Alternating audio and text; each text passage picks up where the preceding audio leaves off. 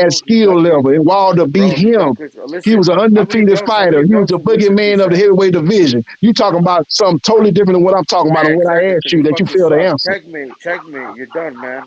Listen, Yeah, it's yeah, easy. yeah. I know you're done. You can't answer the Checkmate. question. I asked you a question about No, Luis Ortiz skill you level. can You answer my talking about question. Luis Ortiz and being a champion. They ain't got nothing to do with the question I asked you. You ain't No, answer the because he question. wasn't fucking good. Checkmate, you're done. You're done, son. You're done. You can't fuck Checkmate, with me on this checkmate, boxing checkmate, shit, dog. I don't checkmate, know why you even checkmate, trying to compare yourself to checkmate, me. My knowledge checkmate. is way superior than yours. I No, done it's chopped not. you No, up. it's not. I done No, put it's you on the not. rotisserie grill. I done grilled you up, man. You got In cooked.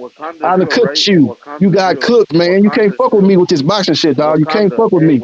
You Wakanda. want to get on Hey, here about Wakanda's talking about real. Wilder and Hey, always talking about the Wakanda. same old shit you talk about, and I just put you in a Wakanda goddamn forever. pot and boil your ass up, man. That's all I do. Man, And Wakanda then I put forever. you in on and to turn you around like a rotisserie And chicken. Wakanda Get forever. Who cooked. is And Wakanda Wakanda? forever. What the fuck is that? Yeah, I Who cooked the that fuck boy. He is can't that? fuck with me. Who keeps saying Wakanda, man? He talking about Wow. Wakanda. If I say, he see a black person, he a racist, number one. He see a black person talking about Wakanda and all this other stuff. LDBC and all that. I ain't with none of that. What Then the he talking fuck? about, then go talking about Colin Kaepernick. I'm kneeling for a national anthem. No, that ain't what I do. You talking about Colin Kaepernick. Just because he did it don't mean all black people do that. See what I'm saying? That's the type of stuff I'm talking about, stereotyping, which is Man, another form of racism. man, we was just talking about. Well, y'all were asking about my favorite fighters and stuff, and Yeah, it just turned out to this some conversation. yeah. He thought, come on, he always talking about Wilder this, Wilder that, hating on Wilder. No, Well, we ain't talking about that. We talking about favorite hurt his fighters. feelings, man. Man, because he's a I ain't hypocrite. You thinking call out his accomplishments. He doesn't want to. He gets mad. You challenge him. Then you want to talk about Fulton. Oh, Fulton, that fight was like 3 weeks ago. You still talking about that fight? Oh, man, your No, boy no, Fulton lost. motherfucker. To be Oh, honest, your I boy didn't either, Fulton lost. I man. ain't saying nothing about your boy Harris losing. Don't play crazy on that. You're right. You're right. You're right. Yeah, I picked Harris. Totally, man. Totally. Totally. Totally. What'd you say? I didn't know they didn't do the national anthem. I was too into the fight. I didn't even recognize they didn't do the national anthem. Nobody does that shit, man. They don't. It's boxing, man. Yeah, I was thinking about that. Who was gonna sing the national anthem? I was like, who they got to sing the national anthem? But they ain't have it. Like you said, they had Crawford came out there with it. Eminem and Spears came out there with a Dallas rapper. So it is what it Yeah, is. then Lil Wayne had a music video where he's stepping on the American flag. What's up with Oh, that? I ain't see that. Well, we gotta ask Lil Wayne about that, man. I don't know. I can't comment on that. I ain't seen the video, number one. But if that is indeed the case, hey, you gotta ask him about it. Why you do that? Yeah.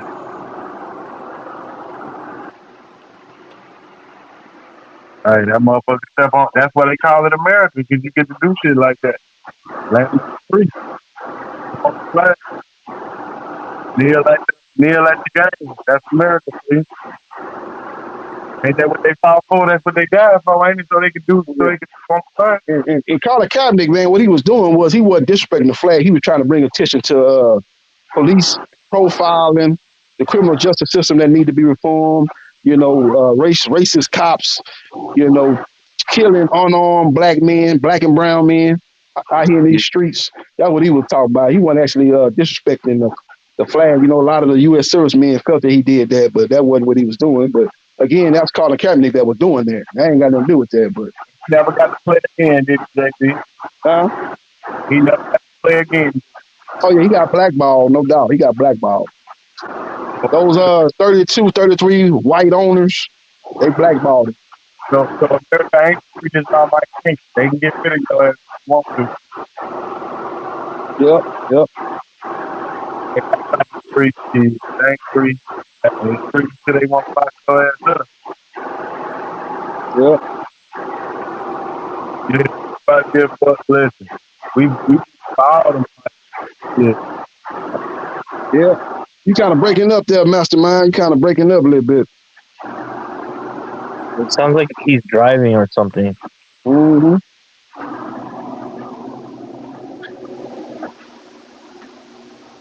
Yeah.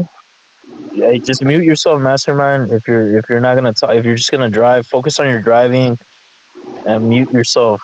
Because yeah, we're getting a lot of feedback.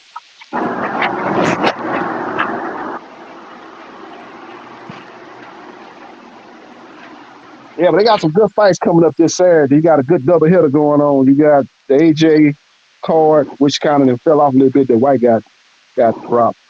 Then you got Navarrete and Valdez, what's going to be a fight of the year candidate. That should be a good day of boxing coming up Saturday. And you got what's it called? What's his name? Raymond Morataya on the card too. I'm gonna tell you, oh, he on the undercard, okay. He the guy at 135 that's been beating a lot of the guys, a lot of the top up echelon fighters. So he a guy that a lot of people ain't trying to get in the ring with because high risk, low reward type of fighter. He fighting on undercard, okay. You know, I like to see I like to see Abdullah Mason with him, or y'all think it's too early? I'll say that'd be a good one. Yeah, that'd be a good one. Who's he fighting Saturday? Who's got? I don't know the opponent. Yeah, I honestly don't know. yeah, I got to look at that whole undercard. I've been so excited about the main event, Navarrete versus Valdez. I ain't really paid too much attention to the undercard. I did see Murata on the undercard, but I didn't really pay attention to who he was fighting. I got to look at that card, but that one thing I liked about that AJ card when he had White on it was like an all heavyweight card. They had Hickovic. He gonna be the co-main event against Dennis McKinnon, and then you had Derek Chisora versus Gerald Washington. You know, Gerald Washington, he got it. Now you talking about somebody with a glass jaw. Gerald Washington against Derek Chisora. That would have been probably a fun fight to watch. You know, even though you got two guys that ain't gonna never win no belt. Well, that would have been a fun fight. So I like that card, but Dylan White got dropped from the card because he failed another PD test. Now they put Robert Hellenius there. And like I say, for a last minute replacement opponent, you wasn't gonna get another Andy Ruiz. That ain't bad getting Robert Hellenius. So kind of excited to watch that heavyweight card, and then the nightcap we gonna watch Emmanuel Navarrete fight Oscar Valdez. That's gonna be a fight of the year candidate right there. Might be who y'all got? I got Valdez. I got Navarrete, man. I think the work rate, the volume of punches, he very awkward. And Navarrete got them long arms.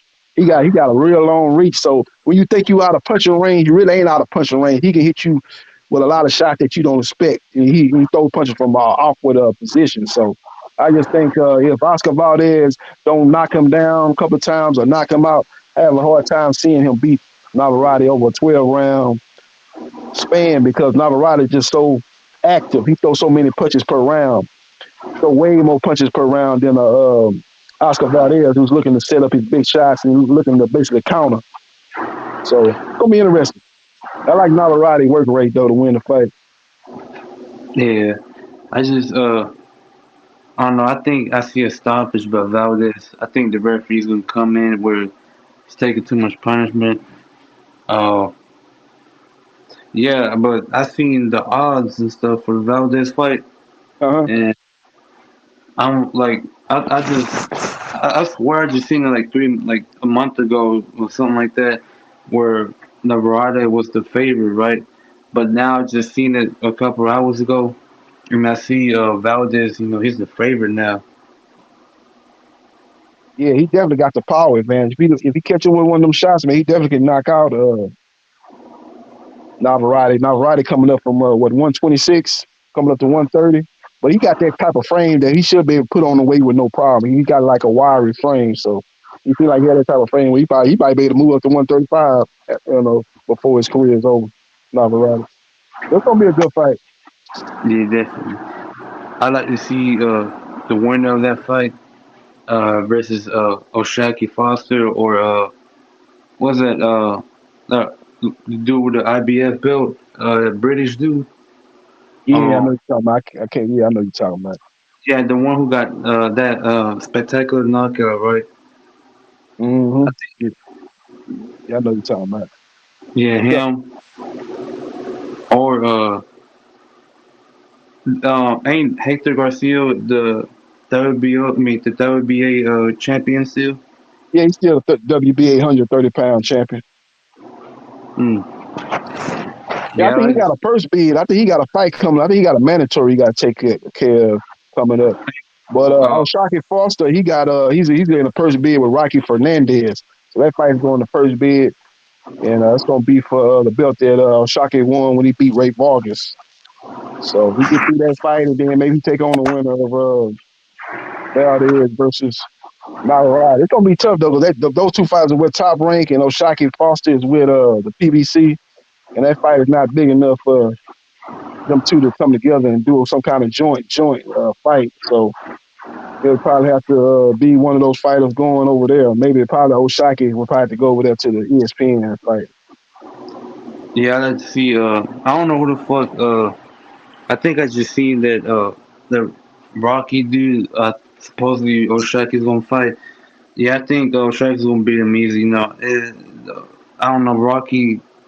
Yeah, I'm not gonna say he's a bum, but he's like those low level fighters and stuff. Not just on that championship level. So I think yeah, O'Shaquie's gonna run him over. And after that, hopefully we can get a fight between O'Shaquie or Hector Garcia at least. Yeah, I think that's probably the fight they're trying to line up, because both of them went to PBC. That's probably the fight they want to line up. Both of them got to take care of their mandatories. If they win, they probably try to make O'Shaquie versus Hector Garcia. That'd be a good fight too. Yeah, that'd be a good fight. Hey, what do y'all think Tank Davis' next move? Like, what do y'all think he's gonna do next? Because you see, Haney going after Progress, Shakur, and I think Loma supposedly going to happen, but we'll see. But what do y'all think Tank Davis gonna do? I think it's down to two opponents, either Pitbull rematch or Chris Colbert. But he really don't have a lot of options, actually. Like you said, you just stated, a lot of the other top guys already got fights finalized or got getting fights lined up. So I think it's probably going to be, I definitely would have been if Pitbull would have had an impressive showing against Cabrera, it would definitely be Pitbull. But he won that fight, but he did not look impressive. He showed that he don't have no right hand. He left hook happy. He got to develop that right hand, especially when you're fighting guys at the top level. You wasn't even fighting a guy at the top level in your last fight. You struggled. So you definitely got to get better at that. But he's definitely either him or Chris Colbert. I probably would prefer Pitbull rematch, but like I say, he did not look that impressive in his last fight, though. But that's probably the more marketable fight, because you got the Latino fighter and Pitbull taking on the black fighter and Tank. So you got two fan bases that probably be tuning in to watch that fight on pay-per-view. I don't really think, as a Latino myself, like, I really don't buy into that shit. I really don't.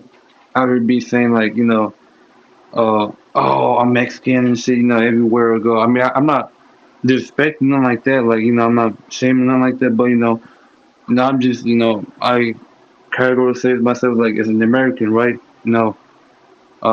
We all eat the same food. We all eat Chinese, all that. Mexican food, whatever. But I really don't go by none of that.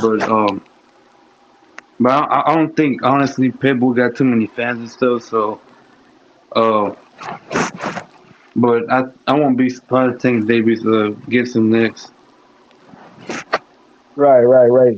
His name definitely got bigger after the Tank fight. Even though he took the loss, he did better than what a lot of people thought he was going to do. I noticed the type of crowd reaction he was getting at the Spence Crawford lead up to that fight at the press conference, and when they was doing the little sparring matches before the fight, he would always get a big round of applause. He had a lot of fans, man. So he got that type of fan-friendly style, man. Yo, He got that left JB, hook where you knock guys out. can you read the super chat, JB? Can you read Yeah, that super chat? let me look at the super chat and see what's going on here. The super chat. You gotta go to the comments. Yeah, the urge. Kind of who do you want to see Boots or Cheese take on next? Yeah, they're not gonna fight each other. They're saying who we want to see Boots fight next and who we want to see Virgil Ortiz fight next. Hey, did you guys talk about who AJ's fighting next? Looks like it's announced. Yeah, Robert Helenius. Yeah, we talked a little bit about that. Joke. What a joke. This guy's a hype job. He's being protected now. He could have chosen about 4 motherfuckers who were on the card. They would have fought. Yeah, whose background noise is that? Whose background noise is that? Somebody's outside. Who is I it? think that's Mastermind. I think he was. I can't see no mastermind on it. Who is this? I don't know who background it is. Even Chisora would have been a better fight. This guy just got slept fucking last year. That He's was that fighting other guy, Wilder's yeah. leftovers. We got him. Yeah, it's like I say, replacement opponent. I can't really knock it too bad because it's last minute, but So I what's would the have. point? Like, I don't know. He better clean him out pretty fast. Imagine this goes to a decision and he's fucking soft ass. Yeah, Helena just fought last week though. He beat some nobody, I think, in his hometown. I think so. Yeah, fought last week. Yeah, but he's fighting again. Like, one of the heavyweights on the card would have dropped out for the money. Otto Warland would have taken the fight. I saw an interview. They said he would have fought. He said he would have taken the fight. Ain't nobody want to fight Otto Wallin. Yeah, He kind of that's a tricky. risky fight. That's a risky fight. Yeah, Yeah, but especially last if minute. he's the man, is AJ supposed to be the man or not? Is he Yeah, the man or is he being protected? Which is it? They're gonna make up their mind. yeah. Being Yeah, protected. yeah. Go ahead. Nah, you can Well, go. I was just answering real quick. he's fighting bums. Yeah. Franklin was a journeyman. Was it Franklin? Who was that guy he fought? It wasn't Yeah, Franklin. Franklin. That guy's like a C level fighter. He couldn't even hurt him. Then Dylan White's a bum now, and now it's Hellenius. Guy Yeah, I got was hoping slept they in like put. 1 minute. Yeah, I was hoping they was gonna pick Herkovic. When I first heard that they pulled Dylan White Oh, from the card, I was hoping it was gonna be Herkovic. never, man. They'd never do that. No way. But I It's knew too that would be risky. kind of stick too risky. So I was thinking but like, they were talking about it with Jill Washington. I'm like, he got a glass shot. He get touched, he going to sleep. But when I knew it was gonna be Derek Chisora because him and AJ real good friends. They ain't gonna never fight. So I think it's last minute why they were talking about Andy Ruiz, but they wasn't gonna do that no more. They got burnt before. They wasn't gonna go down that path again. So I knew that wasn't nothing but a lot of talk. So I guess last minute, try to save the card. Robert Lance ain't the worst choice. They just once it got down to last minute for replacement, you wasn't gonna get no top name. So we'll see, man. Like I say, till Saturday at least gonna be a boxing going on all day. Got fights on, all day Saturday. You got the UK all heavyweight card, then you got Lavarati versus Valdez nightcap. Let's look at some of the, see, there's some super chats, no super chats going on. Hey, what do y'all think? Yeah, I was gonna say, what? Who we want to see Boots fight next? Who you want to see Boots fight next? I mean, I like to see him against either Stanionis or that Crawford. Against Crawford? Yeah, Crawford, Stanionis, it don't matter. What about Virgil Ortiz Jr.? What you think he should do next? He should stay at 147 or go up to 154, and who should he fight next? That guy's not even a fighter, an active fighter, in my opinion, anymore. Virgil?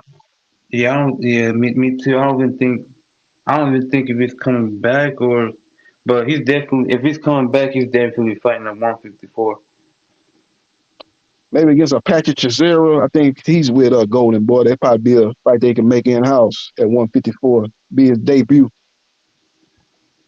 You know. But outside that, man, the 154 pounder, most of them with the PBC. So I don't know how they gonna do that. They gonna have to, they're gonna want to go over there to the PBC and fight. They gonna want Virgil to fight over there on the zone. Or he one of their marquee fighters. So they got to deliver so many fights to the zone. So be interested to see, man. I know, like I said, they can make the Chisora fight. And I don't know what they can do after that. They can try to position themselves to be a mandatory and to go to first bid, maybe outbid the PBC, which I doubt. But most of the top fighters, again, are with the PBC at 154. Now, Virgil Ortiz, got to say, he got to get healthy. Oscar De La Hoya, I heard him come out right after that fight got pulled with him and Stallone, saying that he's going up to 154. When people were speculating that, his career could be in jeopardy. The second time he's had problems, physical problems, physical ailments with the weight cut. So A lot of people they say he got diagnosed with something too. I can't remember what he got diagnosed with, but it was something that was real serious from what I remember. So they were speculating that maybe his career might be over, but Oscar shot that down, said that he's coming back to the 154. So we'll see. We know Booth's probably gonna try to come back probably at the end of the year, or maybe early next year, maybe against the Jonas, probably the likely opponent, or maybe a Cody Crowley, one of those two. Yeah, that'll be a good fight too. Cody Crowley. Yep. Yep. Well, who you think Teofimo Lopez should fight next, man? You know, he's unretired, so he's back to back in boxing. So I know Arnold Barbosa, who was his number one in the WBO, has cut ties with the top ranks. So I don't see him getting the fight next. I think the next guy in line is Jose Ramirez, number 2. So that'll be an in-house fight for top rank to make. So I would think that would probably be the next fight for Teofimo Lopez, Jose Ramirez. Yeah, it'll be a decent fight, Jose Ramirez and Teofimo. But I like to see since it's Haney and Regis, I like to see Teofimo with Sabrina Matias or who's the IBF champion? What's the guy name? It's like Sabril. Hey, I thought Sabril Matthias, he's the IBF champion. Sabril's the IBF. Progrades is the WBC. WBA, man. The WBO is Teofimo Lopez. The WBA is Rolly. Rolly's the WBA. Oh, Rolly. Yeah, Rolly. What the fuck? Yeah, Rolly Ramiro. And Rolly is out with some kind of ailment, man, because he's supposed to fight O'Hara Davis. O'Hara Davis. Yeah. He was trying to fight Ryan Garcia, but the WBA told him, nope, you can't do that, man. You want a vacant belt, man. You got some mandatories you got to take care of. So all of a sudden he came up with this injury, and he's basically the champion in recess, and they're going to let O'Hara Davis fight probably Ryan Garcia for the vacant belt, and then Rolling can come back and fight the winner, which you would think would be Ryan Garcia. Yeah. You said what do you think? What do I think about him, Ryan Garcia? Yeah, what do you think about Ryan Garcia Rolling? I think that's a fight they probably gonna make after Ryan fight O'Hara Davis for the vacant belt or for interim belt. I think that's a fight they probably gonna make. Here I got two.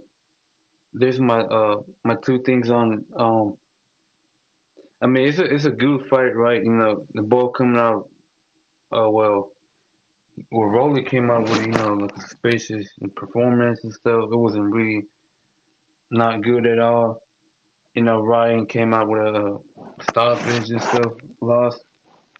But the thing is, I just don't like how Rolly got that belt and just Ryan getting an automatically title shot to that, just moving up, going 140, get that title shot that fast. Where the others, not getting, to put the work in and stuff, ain't getting that shot. I think it's kind of, not fair and stuff, and this is boxing, so can't do nothing about it. Yep. Yeah. I know Derek James, who's training Ryan Garcia, he said that Ryan Garcia next fight gonna be in October. Yeah. This year? That Rolly Ryan fight's gonna happen by the end of this year? No, I don't think it's gonna happen until next year because Rolly say he got some kind of injury because he's supposed to be fighting O'Hara Davis. Davis is his mandatory, and that fight was supposed to go to purse bid because the fighters couldn't come to an agreement. But before the purse bid was supposed to be going on, Rolly said he had some kind of injury. So they basically put him on the shelf. And now that O'Hara Davis is number 1, I think Ryan's maybe like number 2. And O'Hara Davis just signed with Golden Boy. He just signed with Golden Boy a couple of weeks ago. So I can already see how they're going to do it. They're going to try to make Ryan Garcia versus O'Hara Davis for the vacant belt or the interim belt. And then once that fight's over with, all of a sudden Rolly's injury is going to be healed and he's going to fight the winner, which they would assume would be Ryan Garcia. That's how you avoid fighting O'Hara Davis, which is a fight that he very well could lose. He would never make it to the Ryan Garcia fight. they kind of put him on the shelf, let Ryan do the dirty work, beat Davis, and then Rolly can fight Ryan in the fight that he wanted all along. Yeah. I think. What do you think of a fight between? I heard Sabrina Matias has already got a fight scheduled. He Against. got a first bid of mandatory. What's his name? Ain't it like ain't some Russian dude or something like that? Yeah, some Russian dude. His last name starts with an E. Gazavan or something like that. He fighting him because he wanted to fight Sergey Lipin. That's the fight the PBC wanted to make. But IBF said, hell no, he got a mandatory he got to take care of. So he got to fight that Russian. So they're supposed to be going to a purse bid sometime this month. Yeah, I like to. I mean, it's not the fight I'm looking for. I like to see Sabrina Matias against at least Teofimo or Richardson Hitchens or Ramirez at least. Jose Ramirez. Yeah. Speaking of Richard Hitchinson, man, he can't get a fight, man. He's supposed to have fight Montana Love on the undercard of that Alicia Bumgarner fight. But Yeah. Montana Love said he had an injury, he couldn't fight, but I think he didn't want to fight Hitchens. I don't think he was happy with the payday, and I don't think he liked being an undercard fight. Montana Love is a bit of a disgrace, like, isn't he? Throwing people out of the ring and everything because he can't box. Yeah, and you know what I don't like about Montana Love though? Did you see the video where he was sparring with someone and the fella was clearly like levels below him and he started punching the head off him and he's like, oh yeah, you fucking prick, and he was punching the face off him. I thought that was a disgrace. Any gym I was ever in, if a fella can't stick it to you, you don't bait the shit out of him at the ropes. You get fucked out of the gym for that. Yep. Yeah, Montana Love, man, his career seems like it's on the downward way right now. Don't get me wrong, like Montana Love has a good movement and he's a good boxer, but it doesn't like he's not going to be able to do that against any elite fighters or anything like that. He's not going to have a great career. Yep. He has nice slick movement and all that, but it looks good, but it doesn't really work. Yeah. Like say Steve Sparks was giving him the business before he threw him out the ring, got frustrated. Yeah, and he got disqualified for that, like, you know what I mean? So Yep. So we'll see what Montana Love, he signed with Matchroom Boxing. I don't know what kind of deal he got. I don't know if it's like a multi-fight deal. I guess it was a multi-fight deal, so he's still yeah, you know what Matchroom do? Like, they're going to put him up against 2 or 3 fucking fellas a little bit below him, and then give him a title shot if he's able to do it. But that's the way they do it. Yeah, like I say, he was scheduled to fight Richard Hitchison. That fight was supposed to be on the undercard of the Bumgarner fight, but he pulled out. Yeah, like Matchroom will only give you so many fights. Like, they won't build your record up like Boots or anything like that. They'll give you fights, and then they'll say, okay, you're after having these fights, are you ready for a champion? And they'll give you a hard fight, and if you win that fight, they'll keep pushing you. If you lose the fight, like, you're not going to have much power in negotiations or anything like that. Yeah, I think Matchroom gonna make him fight Richard Hitchison. If he don't fight Richard Hitchison, Matchroom might put him on the shelf. So you ain't fighting nobody. Matchroom will put you in against people that can fight too. Yeah, that's the way they do it. Yeah, we gave him a couple of easy up fights. A lot of their fighters. They gave him a couple of easy fights, man. He fought on the undercard that Jake Paul fight, fought a decent guy. Then he fought Steve Sparks, which they thought he was gonna be able to handle.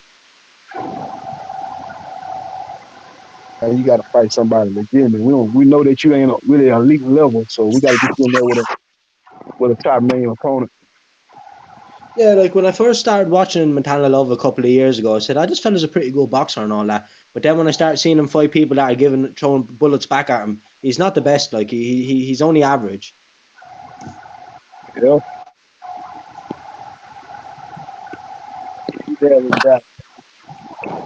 He's not elite at all. But Richard Hitchison, man, he need to, try to force their hand, man. He's been sitting on the sideline for a while. He's a young up-and-coming fighter, man. He don't need to be dealing with all this inactivity. You need to tell Matchroom, you can't give me Montana Love, give me the next available guy to fight. I need to stay active.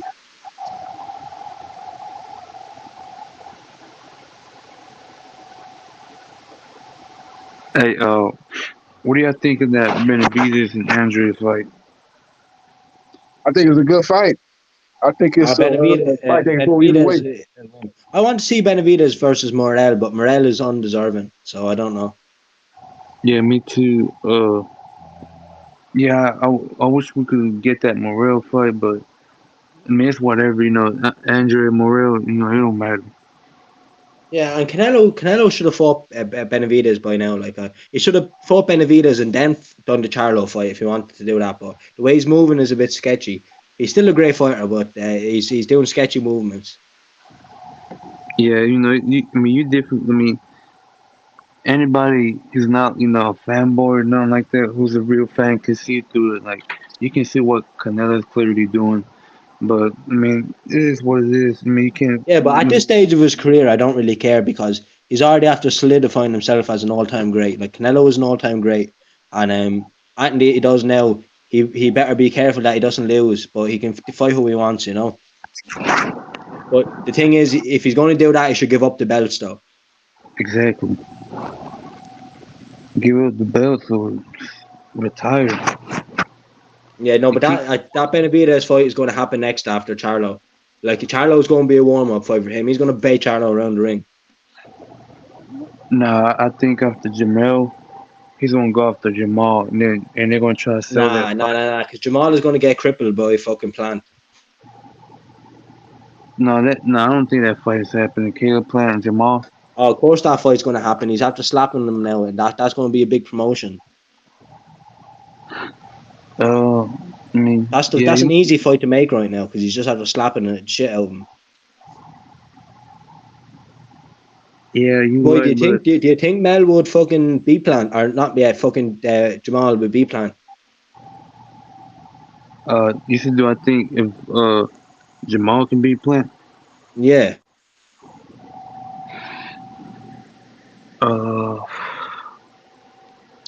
They probably setting that fight up, man. They got a good backstory now. You got clap. It's a tough one to think about. I think Plant will get the win because he's active and he's boxing well. He's just after going through a 12-round war and all that. You know what I mean? Hopefully, he's not too damaged after the wars with Canelo and Benavidez. I think I'll give the edge to Plant. Sorry, go on. That Durrell knockout was serious though.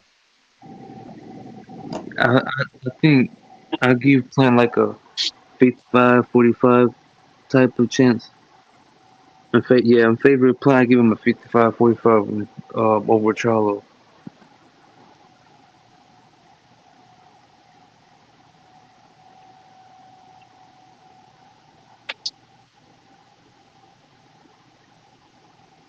Yeah.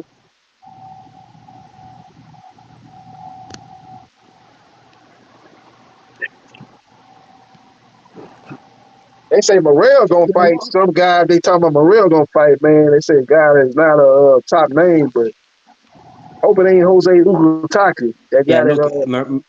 Morel is going to go through anyone he fights except for Canelo or Benavidez.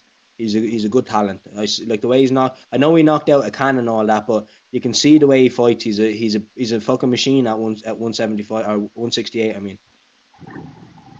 Yeah, he definitely passed the eye test. Yeah, he did. What other big fights are happening? All the big fights are actually after happening already this year. Yeah. Got some more big fights coming up, man. It's been a strong end of the year here for boxing. There's going to be a Devin Haney fight anyway, and a fucking Canelo fight, and a Tyson Fury fight in Nagano, which is going to be a shit show. Yeah, Devin Haney or Regis. Yeah, I think Devin Haney will beat Regis to keep him behind the jab and all that. I don't like Devin Haney as personality and all that. I think he's a little prick, but I think he will beat Prograis. Yeah, Prograis, man, I think he's a little bit overrated. You know, he's a good fighter, but some people try to put him up there like elite status. He's not elite status. He's solid. Look, Haney ain't the best, but he's a good boxer. And I know he doesn't have much power, but I think he can box Prograis around the ring and make him look stupid. Yeah, Prograis, you know, he didn't do a good job in his last fight of cutting the ring off. You can't cut the ring off for Devin Haney. He's just going to stick and move. Devin Haney has good feet as well.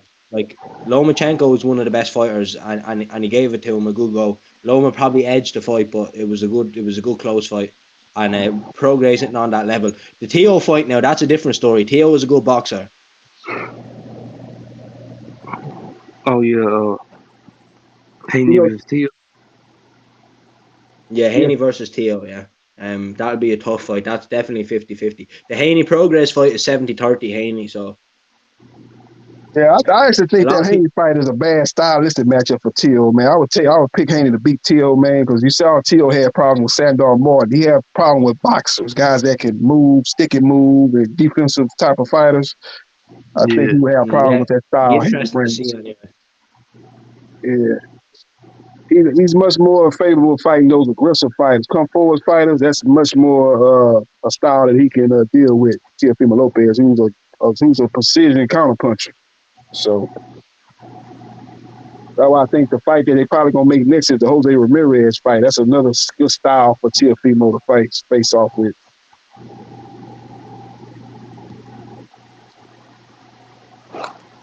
So we got Haney, but lady this year we got Canelo Charlo, Haney Regis, and possibly Benavidez and Andre. Yep. Yeah. October. That could be October, November. Benavidez, Andrade, that's going to be a very interesting fight. Like, Andrade is a good fighter. Yeah, I think Benavidez will beat him, though. Yeah, me too. I favor Benavidez to beat Andre. Because the weight, he's been in that weight for a while. But I think Andre could pull it off too. But Benavidez is a tank. Andre didn't pull nothing off of Benavidez. He can hit Benavidez as hard as punches. He's just going to walk through him. Yeah, he just gotta his gas tank. That's what it is. He just gotta be on his feet. Yeah, and after they go head to head, around 8 or 9, he's just going to take over and start really smashing them up. Like, Plant is better than people think. Benavidez is just a tank, and Canelo is a tank too.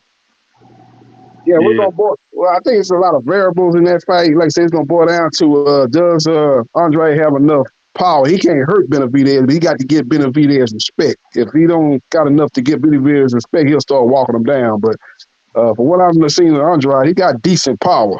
He ain't no. I think he got a little bit better overall power than Plant did. Plant didn't have no power. Plant was doing a lot of moving, and he just wore himself out. Trying to move for 12 rounds. He obviously couldn't do that. I don't think Andre gonna do that. I think he's gonna be more in the pocket. He got a little older. He's more in the pocket, and he's a little bit more aggressive. So it'll be an interesting fight. And another thing you got to wonder It'll be interesting, but that's an 80-20 fight, Benavidez anyway. You got 80-20. I don't got 80-20. I got it like 60-40 for Benavidez. I got it much closer. Yeah, I think Plant and Andrade is a 50-50 fight. I think I like. Yeah, that's probably 50-50. But I would take Andrade over Plant. I think he's a better overall fighter. Plant do a lot of Plant good, man, but his gas tank is horrible. He do a lot of when he be moving. Sometimes there ain't no purpose to his moving. He just moving. He trying to stay out of harm's way, and he exerting a lot of energy. That's why he don't have no good gas tank. You got other guys that know how to move, but they doing it in an educated way. They're not gonna tire themselves out as easy as he does. And that's one thing. Andrade ain't gonna be moving like that, but when Andrade was a little younger, he could move and stuff like that. But it was a more educated type of move. There was purpose to his movement, and he didn't gas. Plant doesn't have that much power, but he showed if he does catch it, he will knock you clean out because he knocked Durrell clean out. And like Durrell is a pretty good fighter. I know he's a bit older than that now, but you know what I mean. That was a great knockout.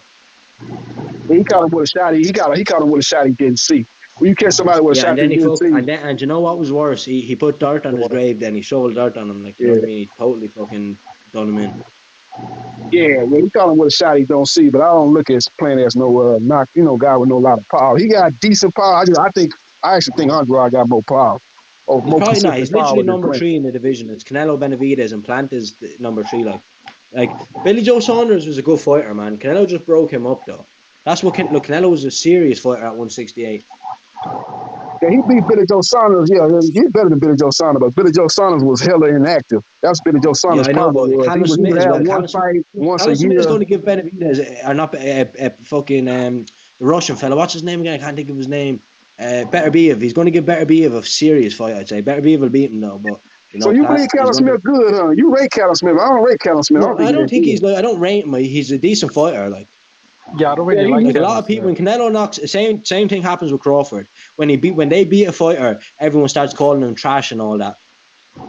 I thought Callum Smith lost to John Ryder before the Canelo fight. I don't think Callum. I ain't rate Yeah, Callum Smith. You know, that's my opinion. I John don't think Ryder he's is that a good. decent contender actually.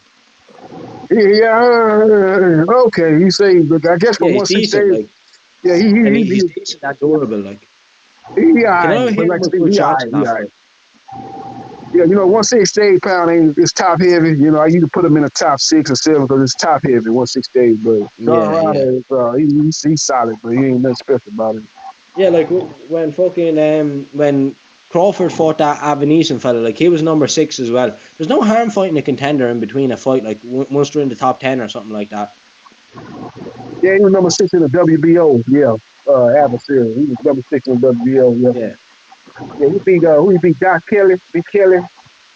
So it's probably his best win. He's solid. You know, solid fighter. Yeah. Yeah, but I think Better B's gonna smash Callum Smith, man. I think he's gonna stop him, man. I don't see Callum Smith gives him a whole lot of problems. I think well, I I think think it'll be Andy Yard similar fight to is probably the gonna be tough. Yard fight. You think he's gonna give him a tough time, huh? Yeah, but I think Barbiev will break him in the end. Yeah, I don't. I think, yeah, we'll see. I think after Yard gonna end up posing a much tougher problem to Better B than Yeah, well, Callum Smith Anthony will. Yard was in great shape and all that, and he gave Canelo everything he could. There's nothing he could have, not Canelo, fucking Better Beef. There's nothing he could have done to win that fight. Fair play to him. He had some heart. He thrown everything at him. He done his best. He just couldn't beat him. He's a better man. But that was a good fight, man. Yeah, he's a big 175 pounder. Yard got decent speed, good power. Yeah, man, that was a good fight. He fought a good fight. Gave him a better test than people thought he was gonna do. Yeah, Yard Hey, is a decent contender. Yeah. Hey, what do you think? Fight between David Morrell and Andre. Oh, Morel. I think I don't know because I didn't see enough of Morel, but I would bet on Morel because he's bigger, stronger, and he has that power punch. He's very powerful. Yeah, He's huge at 168. Like he's definitely a 175 pounder. Like the size of him. yeah. I think he's better than Benavidez. Too. Yeah, he is. No, he's not better. Yeah. No, just say he's better than Benavidez. I said bigger, like Oh yeah, he's bigger. size. He's definitely bigger. Yeah. Yeah, longer arm reach. Yeah, but Yeah, we have to see more of him. Like he should be fighting contenders and that now. I don't know. The boxing is after changing. Like back in the 70s, 80s, and that you have to go through like 10 contenders and all that before you get a title shot. And that's the way boxing should be. People aren't fighting enough contenders. Well, Lomachenko didn't do that either. He got a world title fight I winning know. his second or Lomachenko third kind of fight. got gifted it, but he was so talented and he done so much in the amateurs. He kind of deserved it. Same way Yeah. that your man and Andy Cruz, he should be gifted a few shots as well because when you're coming off, like, there's no point in putting such a good Olympic champions in with fucking bombs. They're going to send him to hospital. That's what they doing with Morrell, though. Morrell coming from that Cuban background, and Yeah, that's but he what they didn't have as fast good as a pacing him. career though. His amateur career wasn't as good as Loma or Andy Cruz. Yeah, but you look what he done professionally, though. He's undefeated. He passed the eye test. yeah. He's He got. he's He a third. did He's number pass the 3. eye What's test. he the number 3 super middleweight right now? You probably put him right behind Canelo and Benavidez. You put Morrell number 3. Well, he's behind Plant because he didn't do shit What they yet. said, But Loma I has rate a him kid ahead on of the Plant. amateurs. Well, no, number 4 then. I put maybe number 4. You can put Plant ahead of him. Put him number 4. Yeah, but if he Yeah, does, if he beats like Andrade or a Plant or anything like that, he's definitely up in top 3 then. Oh, yeah. See, Canelo's not going to be sticking around too much longer anyway in that division. I don't think. Are you going to yeah. 175? Canelo's starting to look a little old. No, Though. I just think he'll end up fighting Benavidez and he'll have 1 or 2 super fights. He'll call it a weird fight. He'll probably fight someone at 175 or call up someone else or something like that. He'll have 2 or 3 money fights and that'll be it then. Yeah, ain't too many appealing fights at 175, but maybe Better Be, but Better He'll Be with probably top fight man. the Bivol again. He probably will get that. He probably fucking give Bivol enough money to come down to 168 and beat him there. But I think that's stupid. I think he should go up and try to take his belt. Yeah, Better Be. Yeah, he didn't want to fight Better Be than 168. He wanted at 175. That's why that fight Yeah, I don't want to fell see apart. Better Be will break Canelo up. I think I don't want to see that fight. Yeah, he's gonna send him to the hospital. Yeah, Bill can't get no fight though. You would think he would have capitalized off that Canelo Alvarez fight, but he's sitting on the shelf, man. He don't even have a fight lined up, Bill. Yeah, I don't know why. I think was it Bivol that dug Canelo with the contract, or what happened there? Yeah, but he the champion though. He would think he could get another fight though. He ain't got nothing lined up, man. He's sitting waiting on a Better Be, I guess. Better Be Callum Smith one. Yeah. Do you know what's a real interesting fight though? Bivol versus Better Be. That's a fight like Spence and Crawford. We're waiting ages for it, and they're not fighting, and they will eventually fight. But the thing is, Better Be was getting old, but he could probably still beat Bivol with that power. And you know, saw him in the amateurs and everything. He put fucking Usyk on one knee with a body shot.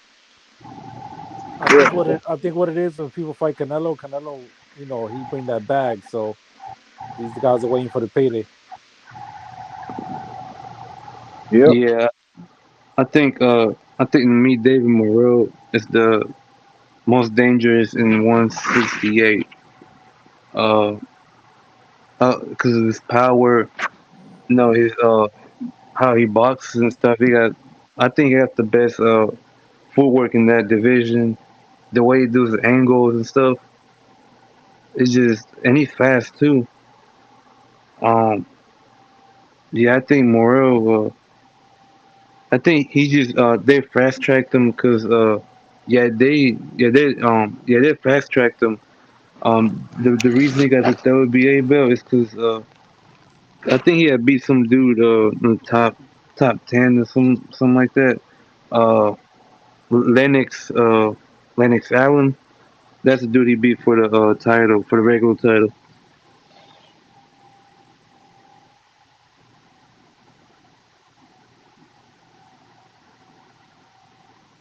Y'all was saying something earlier with Teofimo coming back to fight. I thought he retired. Who's waiting for a payday? Who's waiting for a Canelo payday? Did you say? Nah, he said is Teofimo coming back or is he? Nobody cares about Teofimo, man. Who cares Now, about him? Teofimo is a good fighter, man. I want to see him versus Devin Haney. Somebody mentioned him earlier, so I was wondering if he announced he coming back or something. I think I don't know. I don't think he's retired. I think he's just bullshitting around. I think he's gonna come back.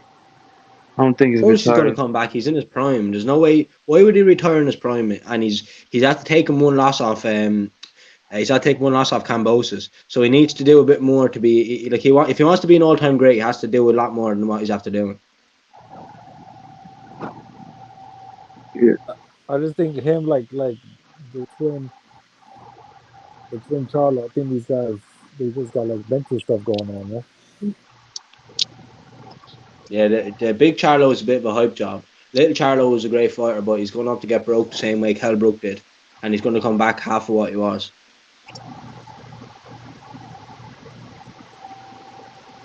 Yeah. And you see in the last few fights that Charlo was in, they were wars as well. Yeah, he moved up 2 weight classes, man. That's a big jump.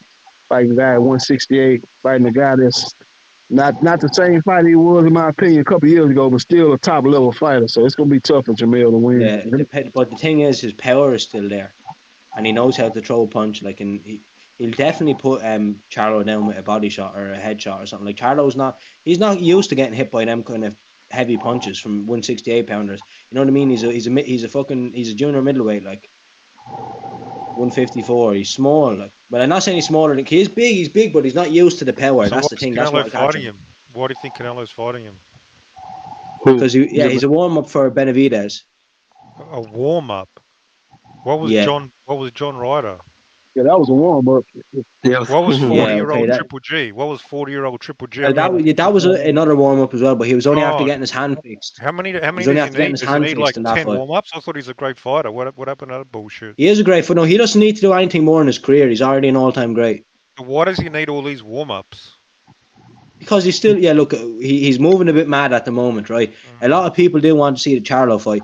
And look, he has one. When he beats Charlo, he has one chance to fight Benavidez. And if he doesn't fight him, it's going to be a shame on him for the rest of his career. or the rest of the whatever. You know what I mean? He has to fight Benavidez. Like the fans, he does have to. When next or after? No, if he doesn't fight Benavidez after Charlo, I'm losing respect for him, and he's a duck. So you're not losing respect yet that he's fighting a 154 pounder. You're still not. You need another step. Well, look. He is fighting a pound for pound fighter right now. I know he's moving up and all that, but Charlo was on the pound for pound list, so that means something. So is he going to fight Benavidez isn't on the pound for pound list. Maybe he'll fight Devin Haney. He's Canelo he is going to fight. He wants to get another pound for pound fighter, champion, undisputed on his record. I hope you're out. When he's finished and people are looking back at his career, he beat Charlo, an undisputed champion. You know what I mean? That's why he's doing it. See, that's why. To trick people. He beat a 154 pounder. That means jack shit. Okay, that's what it should mean. But the Charlo is a big, like Canelo started his career at fucking 147. That's why Canelo moves how he moves. Exactly that, for that reason, to trick people.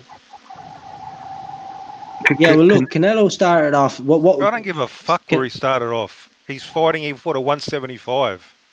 He is done. Yeah, but he was undersized at 175. He's ducking. This is blatant ducking. Like Canelo moving up to fight Bivol, there's a way bigger size difference than Charlo fighting Canelo. That was a duck as well. That was a duck. The only there's no real size difference between Charlo and Canelo, but the big difference is Canelo was punches way harder. So if there's no real size difference, how come one of them fights a 154 and the other one a 168? No, really, Canelo has way more muscle on him, but like Charlo can put on muscle and get the same size as Canelo in about 2 or 3 months, man. Well, I don't know if he can. He's never done it before. But he shouldn't get too much muscle on him that quick because it will slow him up a bit. Can he fight? He can get a bit. With that much muscle though? Is he? Yeah, no, he definitely can fight. Like he could definitely fight at 168. Like he's a big chap. Same with his brother. No, but can he fight good? Is he going to be comfortable at 168? I mean, yeah, but we don't know yet. He could be. Or maybe not. Well, he's confident. He's taking the fight, isn't he? Of course, he'll take the fight for the money. He's got nothing to lose. That's the big payday. Like Charlo probably walks around heavier than Canelo, around the same weight as him. Nah, man. Have you seen Canelo? I know he's solid. He's full of muscle. But Canelo walks around about 180, 185. Charlo probably walks around like 160. Charlo is pretty he's slim. Like he doesn't have a lot of muscle. Yeah, well, Charlo walks around about 180 as well. 175. Charlo, both Charlo are weight bullies, man. So I don't want to hear this shit about he's smaller. That's kind of what Mirage is saying. He's going to cap because Charlo is fucking huge. I don't know how he makes 154. I don't know. He's not that big. Ah, he is, man. He's giant. Like he's wider, he's longer, and with that frame, he's easily put on muscle for 168. I don't know if he's wider. Ah, he is, man. His bone structure, he's bigger. Naturally, bigger than Canelo. He's taller. He's wider. Canelo was just a fucking beast. He's trained so hard and he's fucking full of muscle. He hits hard and all that. Yeah, he's on the juice. That's why he's on the juice. No, he's not. Well, I don't know. He does year-round. He does year-round VADA testing. We're gonna play that game. Oh, we don't know. Like he's jacked out of his brains, even though he moves up. I don't know. Canelo and right? Canelo and Donaire are the only guys that do year-round VADA testing. Right. And he got busted. We still know he's using. We all know. He got exonerated. By the WBC. That doesn't mean shit. No, by VADA. WBC are in bed with him. No, VADA did not exonerate him. Yes, they did. Suspended him. They suspended him. Yeah, 6 months. 6 months. That's protocol when you get busted. But they exonerated him. No, the WBC did. Stop lying. No, since then, VADA has actually raised the levels of clenbuterol that is allowed. That's not exoneration. Let me ask you a question. Well, anyways, fans are happy with him chasing 154. I mean, what the fuck is 6 months? Most boxers don't fight every 6 months anyways. Yeah, it's a joke, yeah. What do you guys think Charlo's going to do to, try to win the fight? He's going to box and move like he did against Castano rematch, and he's going to outbox Canelo. You want to put money on it? Yeah, but he's going to get robbed. He's going to get robbed by the corrupt Canelo judges. We know Canelo takes judges. It's in PBC. He's going to PBC. What the fuck are you on, Mirage? They're protecting their investment, man. I know how it works. You're a child. You're a little boy. You already know how that boxing works, bro. Yeah, well, look, Benavidez has a hard fight on his hands right now. He's fighting Andrade, so he better focus on Andrade because if he doesn't, he's going to lose.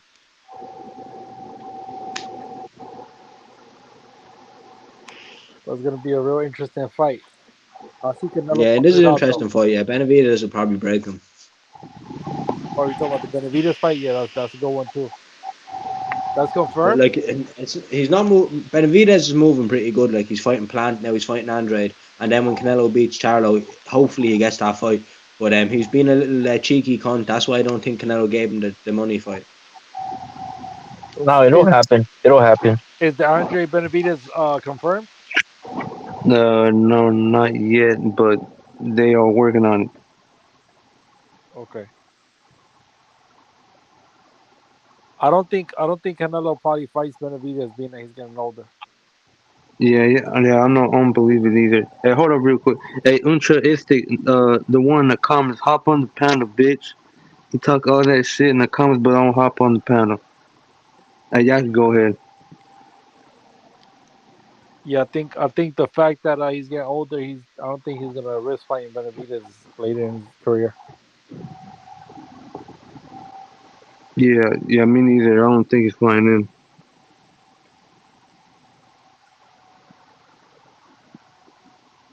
I believe he's gonna sell one or two more good fights, maybe three, and call it a career.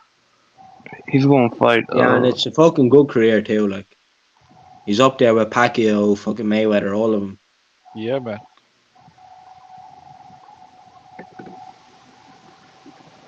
He gonna fight Jermell after Jermell, and he's gonna end up fighting. Spence gonna fight Errol Yeah, Spence. but like, listen, he's doing the right thing because a lot of people like on YouTube say, "Oh, Canelo never fights black American fighters," so now he's Right. going to beat a black American. That's what he's going to do. Yeah, This Because is what they people are were taking the piss begging. out. When's the last This is Black what they were. American he fought? Floyd? They were the African Americans were begging for this fade. So now it's here. You know, the fade is Yeah, here. Wait. What are you talking about? African American, like yeah. who? So a lot of people say that Canelo never fought an African American, like beat a lot of a lot. The people say he avoided a lot of African American slick fighters and all that bullshit. So he's going to Yeah, beat Charlo now because people said that. Yeah. yeah. So the I fade know is what here. you're talking about, but I mean, Because Charlo is one of your best fighters. He's on the pound for pound list and stuff. yeah, he is some pound for pound list for sure. But I mean, he's fighting a 154 pound. Like, come on, like Excuses, bro. Excuses. See, nobody black asked for that. excuses.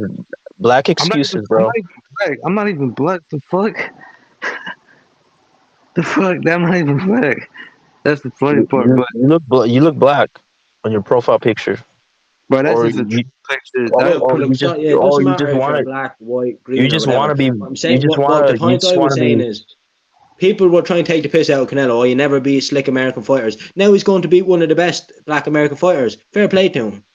And then he's going to be fucking his big brother if he wants. And then he's going to beat another Mexican fighter that people, he's afraid of Mexicans. So he's going to beat an American Mexican after that, which is Benavidez. Yeah, but I mean, we've seen how Canelo moves in his past. I mean, I'm not gonna believe it.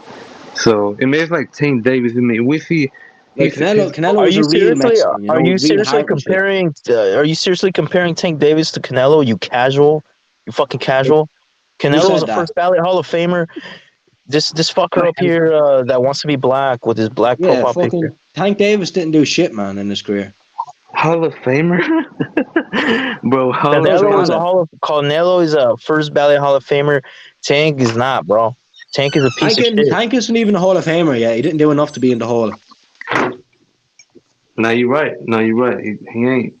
I mean, So why are you comparing him to Canelo? Like, the way he moves, it's like Tank and this and that. That's crazy. You sound like a casual, man. Eubanks, the reason Nigel Benn isn't in the Hall of Fame is because he put fucking Jerry McKellen in the hospital. Nigel Benn should be in the Hall of Fame. Tank Davis and Canelo both do the same shit.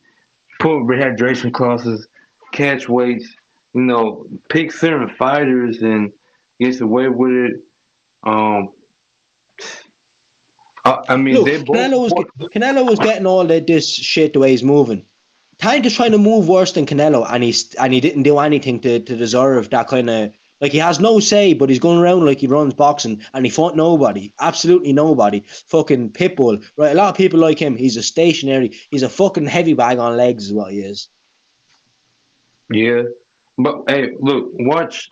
How much y'all And he watch broke that? a fucking like another soft Latino, South American. He nearly broke his neck with an uppercut. You know what I mean? Yeah. He needs to fight a good fighter. Watch Tank fight. Look, y'all gonna remember this. Watch Tank either pick a William Zapata or a Pitbull Cruz again.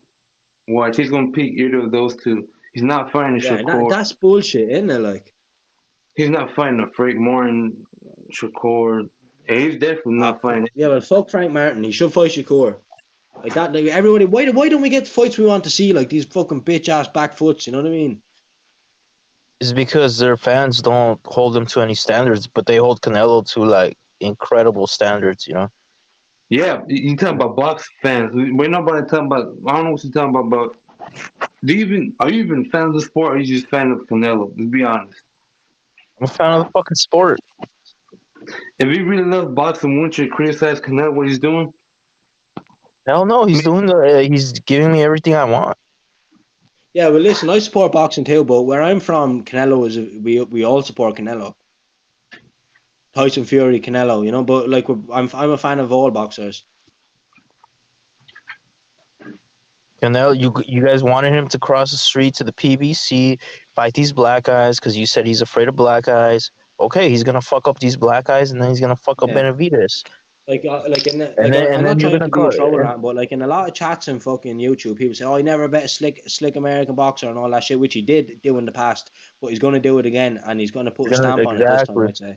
Exactly, he's gonna do it again, just to rub it in your fucking faces. You fucking racist pieces of shit. I mean, I don't know what. I mean, I don't know what it true hurts though. Maybe is it true though? Like, how is it true that he's afraid of black? How the fuck is it true? He's beat the fuck out of so many blacks. Why you say it like that, bro? But all right. Well, you're saying that it's true. How is it true? He's already fucked up Daniel Jacobs, right? A slick switch hitter, black.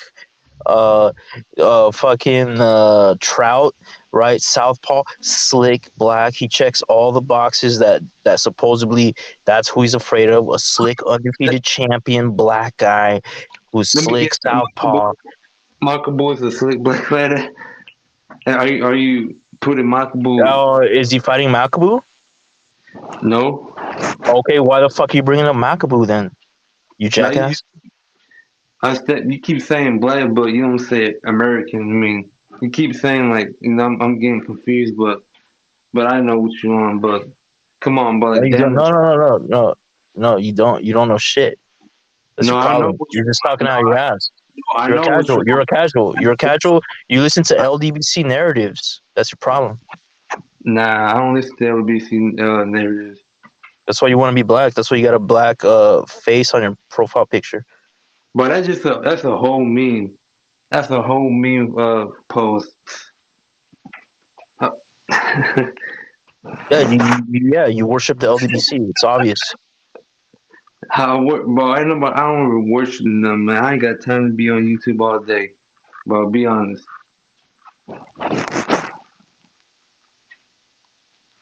So what's the problem with the way Canelo's moving? What is your problem?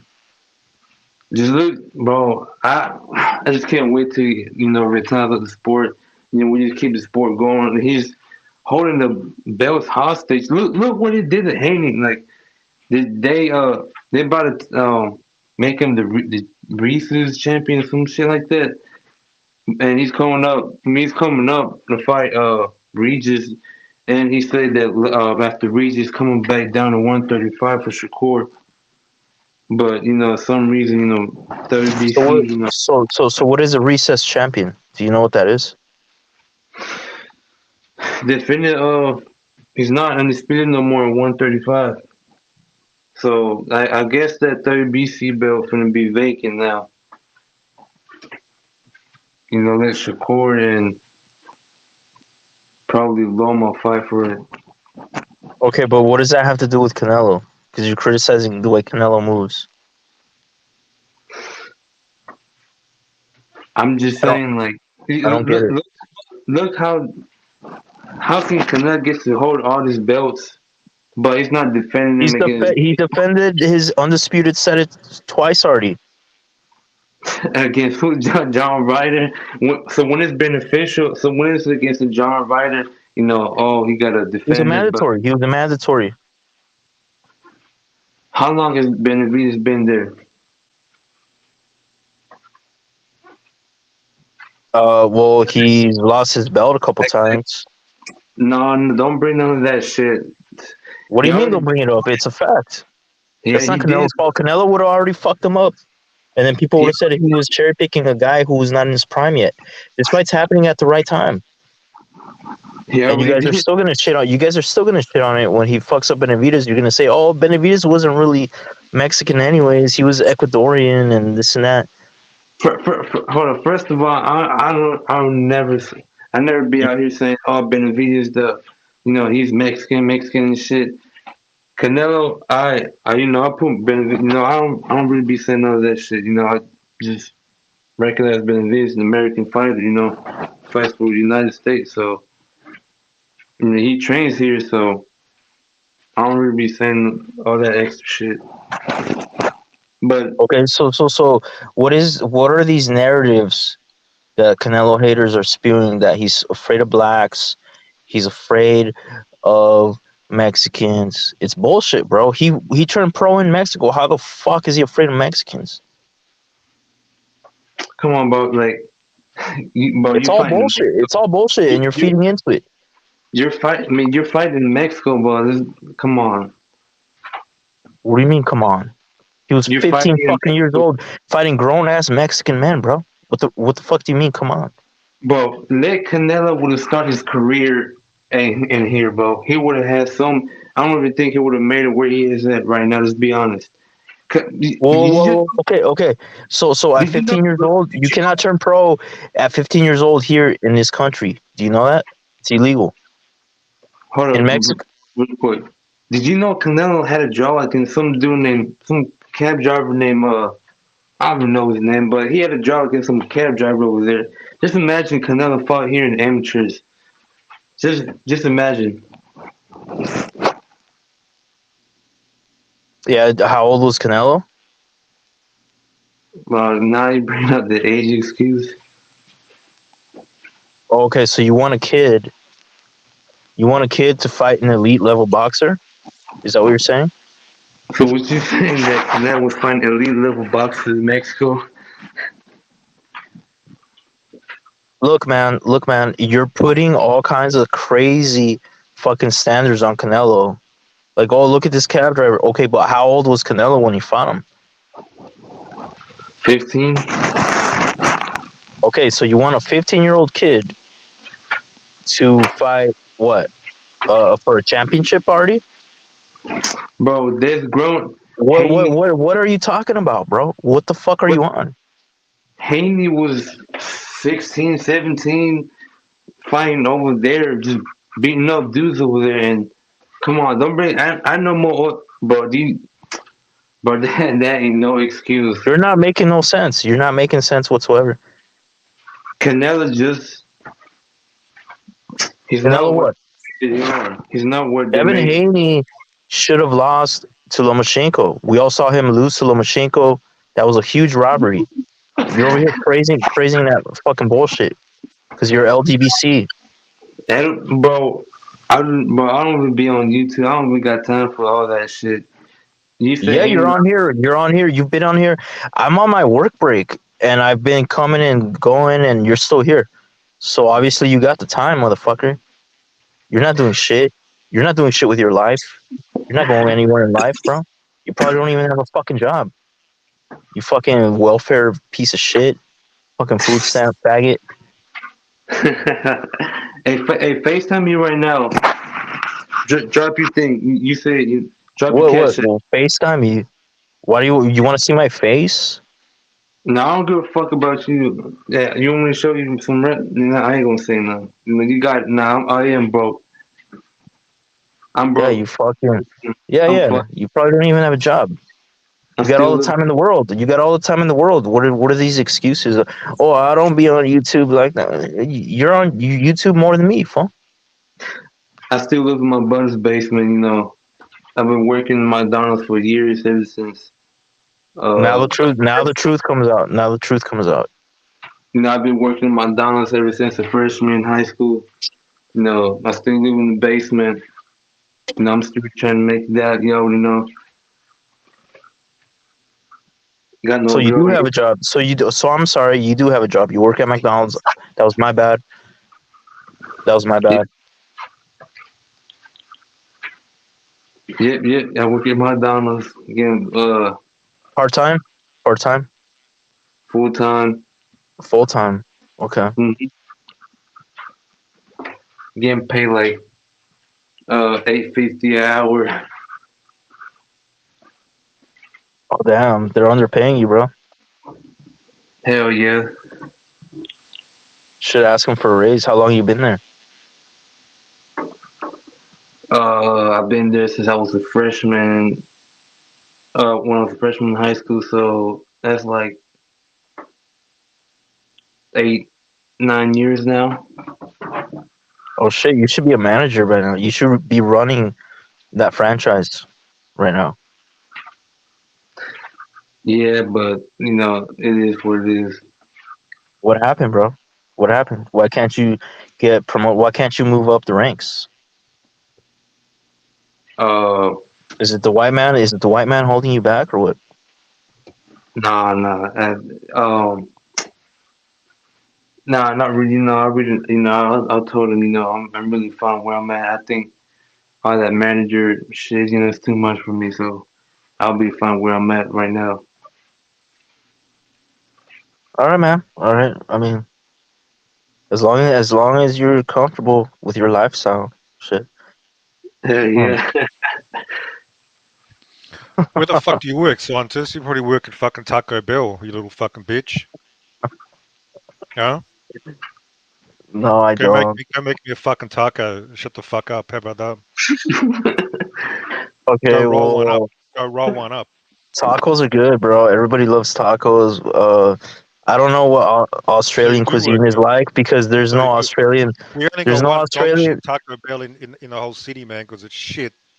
Okay, Only one. at least Mexicans can brag about our cuisine. You Aussies can't. There's no Australian restaurants anywhere to be found because your cuisine probably sucks. It probably consists of like dingo meat and We take the best of everything, kangaroo man. We take the best of kangaroo everything. meat. You guys probably eat kangaroos and dingoes and fucking tarantulas and shit. Sydney spiders and shit. Funnel web spiders and shit. You nasty creeps. You'd be scared to come over here, man. I would never go to You're Australia. What scared the of the fuck small for? spiders. You'd run away like a little girl. So Yeah, who the anyway, fuck want? I heard you talking shit about defending Canelo again as usual. No, I'm just saying. Like, what's wrong with moving over to the PBC? Isn't that what you wanted? Isn't that what you faggots were fucking crying about? That he's scared of blacks and he's fucking scared of Dude, I care about the Mexicans. fights. I care about the fights. I don't give a fuck about who he's with. Okay, well, Yeah. That's where they're at. That's where these black. That's where they're gonna throw the blackest of the slickest of the blackest And the at him. smallest, and the smallest dude as well. No, these guys are giants. They're giants. They're gonna tower over him, Yeah. and then you're gonna throw the Mexican monster who also towers over him. He's When's he a gonna fight? When's he gonna giant. fight the monster? When's he gonna fight the Mexican monster again? He's a giant slayer. He's gonna fight the Mexican monster next When? year. Next Oh, year. next year. Yeah, when? Like the first fight or Yeah, after that? I was thinking September next year, but now I'm thinking probably May. I'm thinking probably May of next Right, year. well. Yeah. So they're not gonna give the fight to the drunk Charlo, you reckon? He's fighting Jamal May for But isn't Jamal perfect? Like he's drunk all the time. He hasn't fought in 2 years. He's not the perfect opponent for Canelo. And he's gonna maybe he can knock him out. Then his fanboys going, "Oh man, Canelo's the best man. Did you see what he did?" See, I know how you think, man. Man, if he loses to Mel, You know, Oh, you have to vanish. You can never come on here these streams again. You have to shut down that little channel you got, that dog shit channel with like 30 subs. You have to close and just run yeah. away. Embarrassment. If he loses to Mel, you understand that? No, I won't. I won't do that. I know So you that's got what no you want. shame. Hey, You how got come no you never shame at pull all. up? How come you never pull up to the lab? Because I don't want to lose brain cells. That's why. Oh, because you're afraid. That's Yeah. why. No, you're afraid, Mirage. So you You got see no how shame. you If Canelo you see. loses to a 154 pounder, you still come on here talking shit. Man, you should just run away, man. Don't do it. He's not losing, man. How much do you want to bet on that fight, I Mirage? might bet. Yeah, but see, I told you before. Like, I don't think he's gonna get the decision. Dude, Bivol almost fucking barely won a decision, and he boxed his ears off. Do you understand how bad it is? That's the problem. That's the No, problem. but this is on PBC now. PBC judges, PBC refs. So You it understand? was the zone, wasn't it? The zone before, didn't he had a big deal with the zone, Yeah, this or is you not reckon the the PB? zone. This is Yeah, but not you the reckon? zone, bro. Yeah, but the same thing. Like he's got the deal with the PBC. I think it's going to be the same thing. He's their investment. Oh, so what if he knocks him out? What's your excuse then? Okay, I'll give him credit for knocking out a 154 pounder. It's not going to be at 154, you jackass. Do you understand? Do you understand that Jermel is actually the bigger guy? He just cuts weight, a ridiculous amount Is of Devin weight. Haney bigger? Is Devin Haney bigger than Canelo? Yeah, he's a weight bully too. So These guys you are all think weight bullies. These guys on the snack program, Bud Crawford, all these. Canelo's got his own personal program. It's better than all theirs, man. Well, how do you know that? Oh, look at the size of him. Yeah, he's short. He's a short guy. What about his Yeah, size? look how muscular he is. It's called being dedicated to your fucking craft. Oh. You don't see Canelo drunk, partying, and all this shit in the Well, you clubs. do. No, you You don't. do. Haven't you No, you seen the don't. videos of him fucking drunk at the parties and dancing and drunk? He had one party, bro. He had one party, and he has I zero see those DUIs. videos all the How many time. He's always how drunk. many He's DUIs does he feeling have? up his daughter. His Look at daughter. all. He's grabbing his daughter's ass when he's drunk. Did you see that?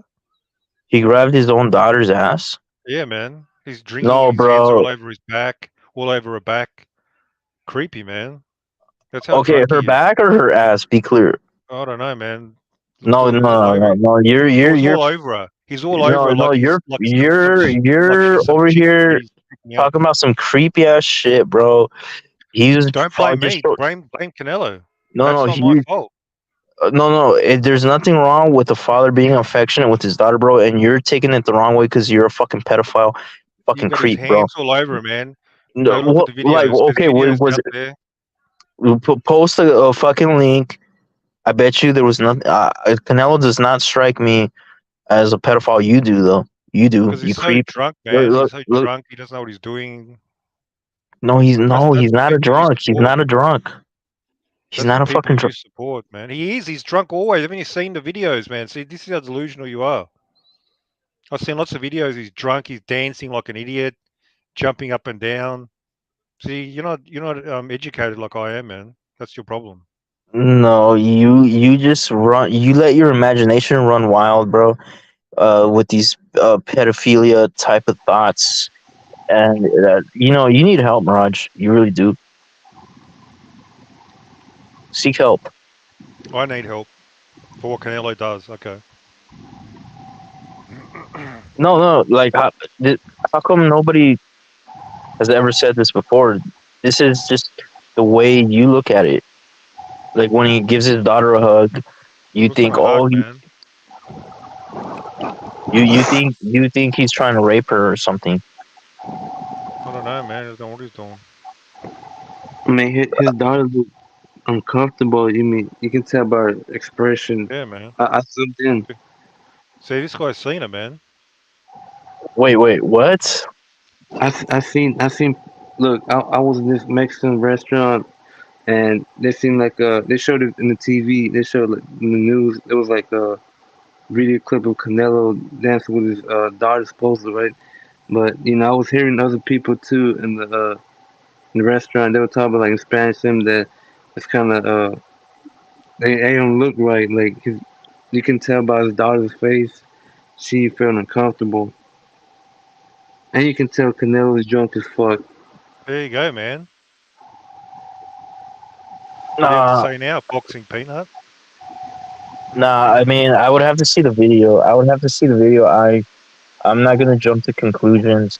All right. And this guy's saying he was grabbing her ass and shit. Do you think I just say shit? Do you think I just make shit up, man? Yeah. I'm the fucking real deal, man. No, you're a piece of shit, Raj. You are the I'm a fucking professional. jester. I'm a professional. You're the court jester of the YTBC. You're the laughing stock. I'm schooling you every day. How so? Okay, I found the link, man. I found the link. I want to put it on. Hang on, I want to put it on. I can't. It's not loading for some reason. Play that shit. Hang on, man. The Yeah. fuck? Please try What the again. This fuck is you shit. talking about and shit, bro?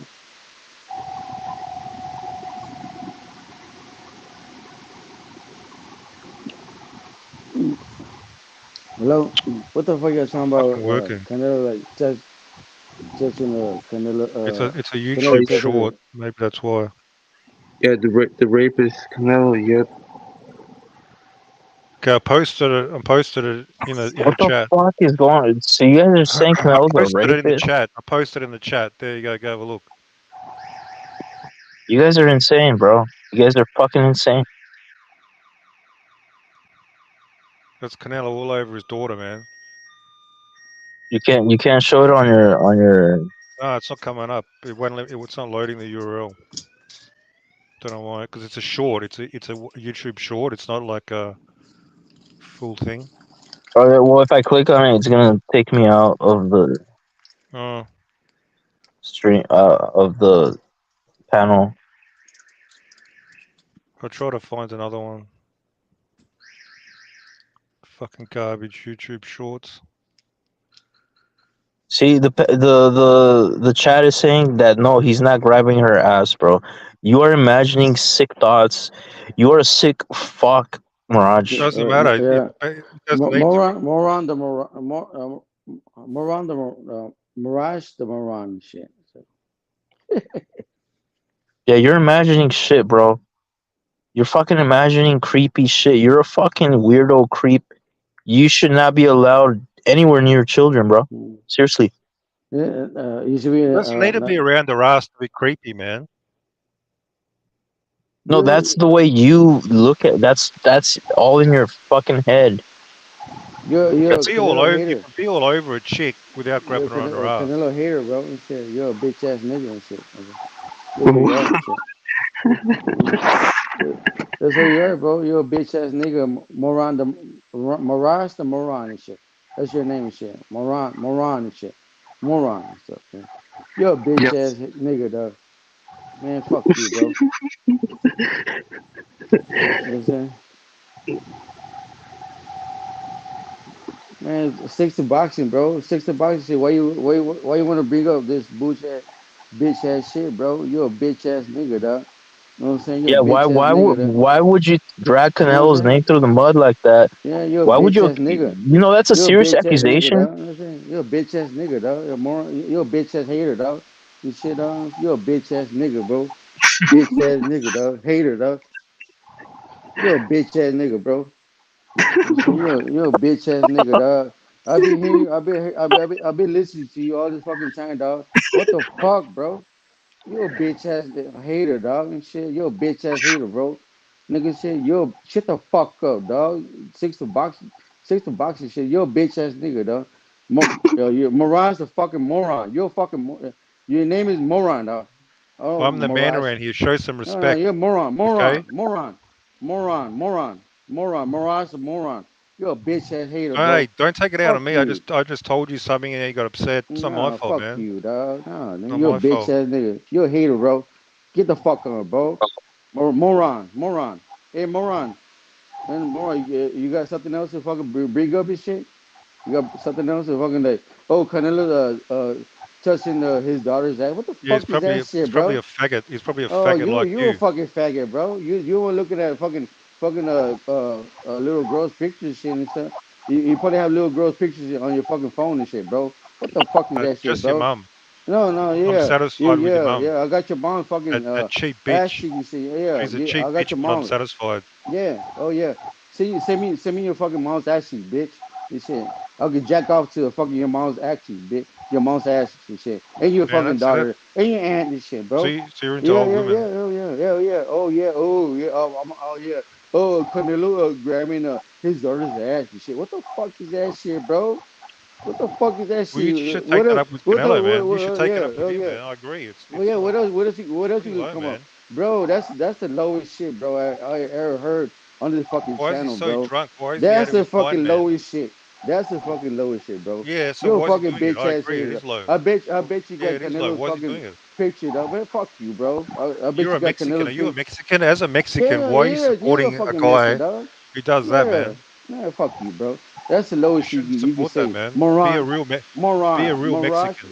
What's your name? Moron, Be a real Moron. Mexican and support David Benavidez. That's a real Man, Mexican for right Cookie there. Monster, you fucking laid out, bro. He got knocked out, bro. A fucking Uber driver, dog. He got laid out for Uber driver and shit. And The Canelo's scared, Canelo. and Canelo's still scared. Oh Imagine yeah, that. Canelo got knocked out. Yeah, Canelo scared of a Cookie Monster got laid out Yeah, over he's a fucking scared. Uber driver, bro. He's running Oh, two divisions lower, man, because he's ooh, scared of ooh. the monster. He'll Got fuck laid Canelo out up, with man.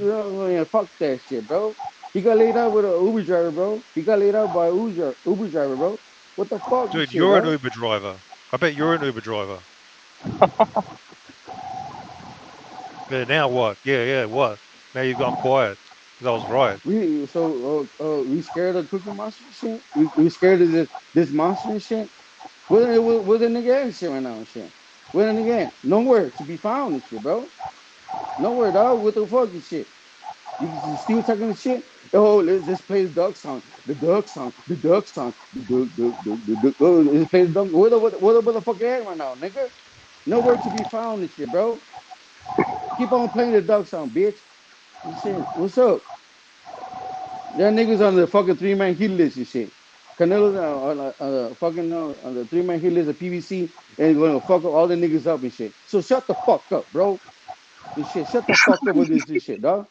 You know what I'm saying, dog? Shut the fuck up, bro. Fucking moron, bitch ass nigga, dog. I fucking hate you, fucking voice and shit. You fucking hating bitch ass nigga, dog. And shit. I don't got time and shit for this. You know what I'm saying? Canelo on a fucking three-man hit list. You got Doodoo, you fucking got Charlo, and you got the Cookie Monster, bitch. And what's up, bitch? You know what I'm saying? Canelo ain't fucking around, bitch, nigga. And shit. Fuck all this shit, dog. So stop your fucking bitch ass shit, dog.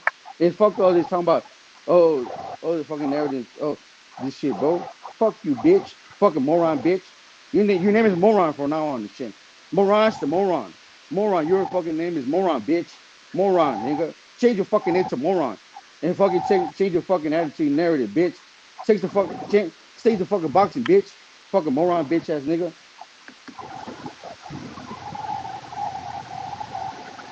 Damn, he fucking cooked you, Mirage. Yeah, bitch. Just keep a fucking Mexican name out your fucking mouth, bitch. Fucking Mexicans gonna fucking like, you know what I'm saying? Gonna cook you, bitch. Hey, I gotta Bro, say back to the chat. There's a guy over there. Big up to Rider of the Storm. And Rider of the Storm is saying, and there's so much background noise from this guy, bro. It's too crazy from this guy over there in the back.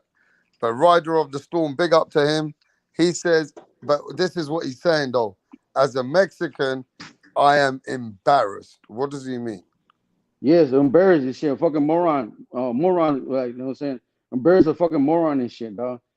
Saying all this fucking narrative and shit, dog. I'm fucking embarrassed myself too and shit. You know what I'm saying? Like, me as a fucking Mexican boxer and shit, a fan and shit of fucking of the boxing game and shit. You know what I'm saying? We support the fucking sport and shit. We just watch and shit, good fights and shit. And then Canelo gonna is gonna hit the nail on the coffin and shit with Charlo and too and shit. You know what I'm saying? But I guess and shit. But hello. Like that's the video. There's nothing sexual there, bro. You're watching He's the video? basically hugging her. He's basically just hugging her, bro. Yeah, moron. As I was saying, moron and shit, dog. He's always gonna bring up some stupid ass shit, dog.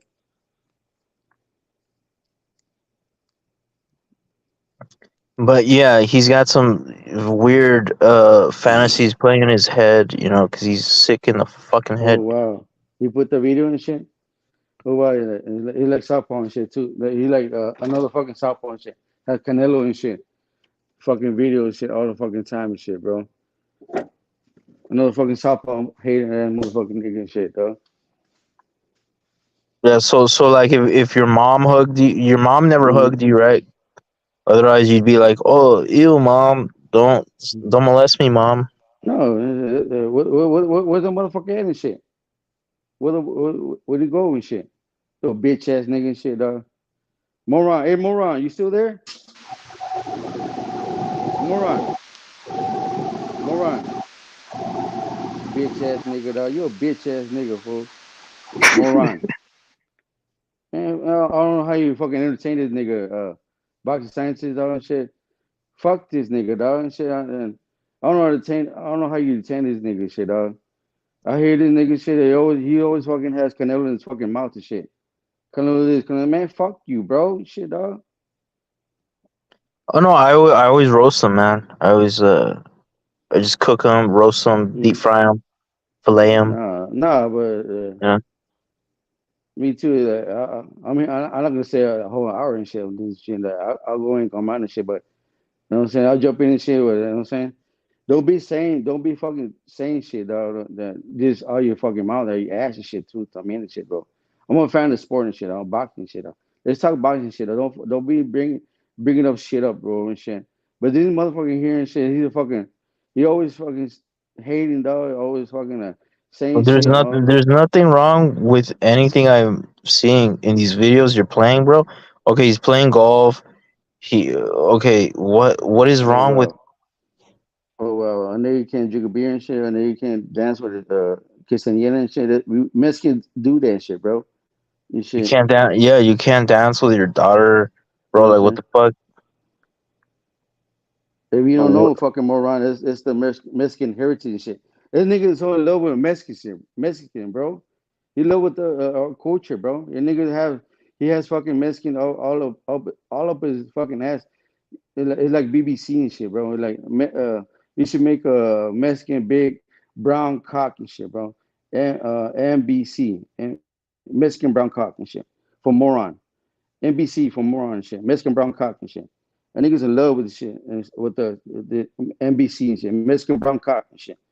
That's moron and shit right there for you. Hey, moron. Hello. Like all this shit you're showing now is just irrelevant, man. Yeah. Hey, moron. NBC. Mexican brown cock, bitch. NBC. Mexican brown cock, bitch. Big brown cock, bitch. That's all. Niggas in love with that shit, bro.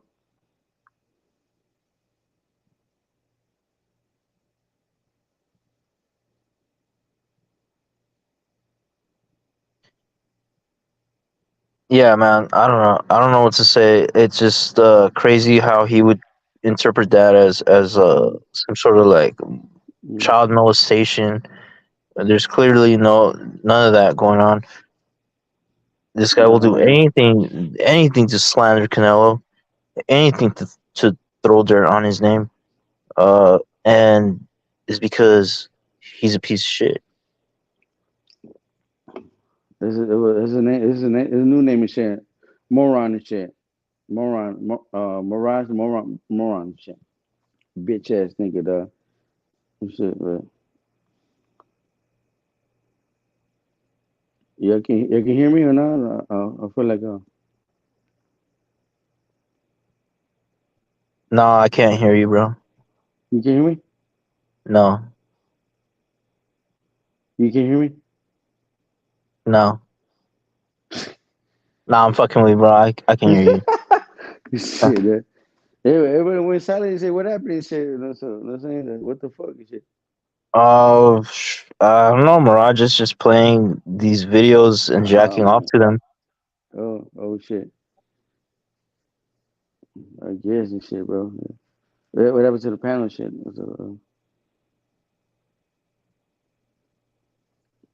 Everybody looking at the videos and shit. I don't know. Mirage was playing the videos, but I didn't see anything wrong. I didn't see anything wrong in those videos at all. It's just a man living his life to the fullest, playing golf, partying, and dancing with his daughter. Like, what the fuck? I guess is it Mirage White and shit? And Mirage, aren't you that you should be doing that shit the same thing? Are you hating on the Mexican and shit? He's doing the same thing the white man is doing and shit. So is that the problem or stuff? What is it and shit? So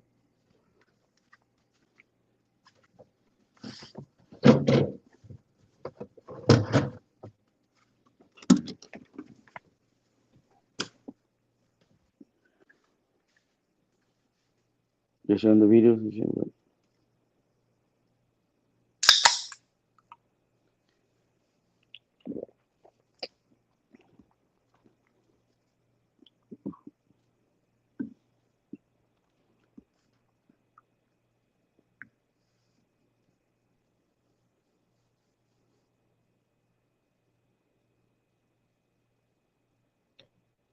Hey, Mirage, what do you have to say to Eric Gutierrez, bro? This guy's over here calling you out, calling you a moron, calling you a bitch, straight to your fucking faggot face, bro. And you're just letting him punk you out, bro. What's nah, going on? you know what it is and shit. And so he's just hating on the fucking Mexican, bro. That's it. So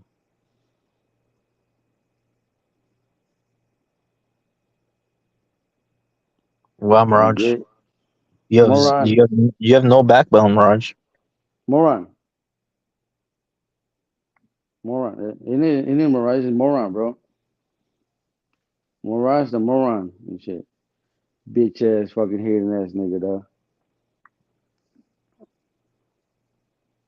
Man, keep fucking Canelo out your fucking mouth, bitch ass nigga, dog. And shit. Or you're fucking Mexican too and shit.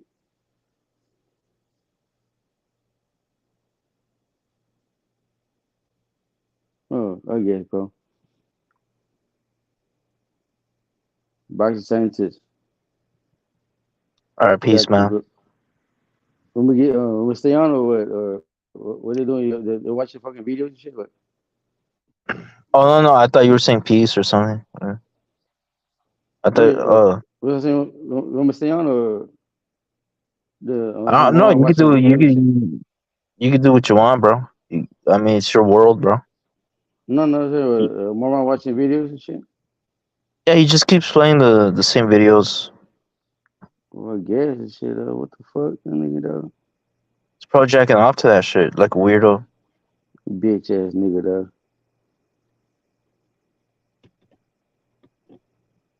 So I'm saying that all these fucking haters, dog, they have this fucking Canelo posters and shit, video and shit on the TV and shit, and the fucking in the room and shit, dog. For just playing Canelo all the fucking time and shit, dog. Got nothing else to do and shit. Just fucking playing Canelo and shit all the fucking time, dog.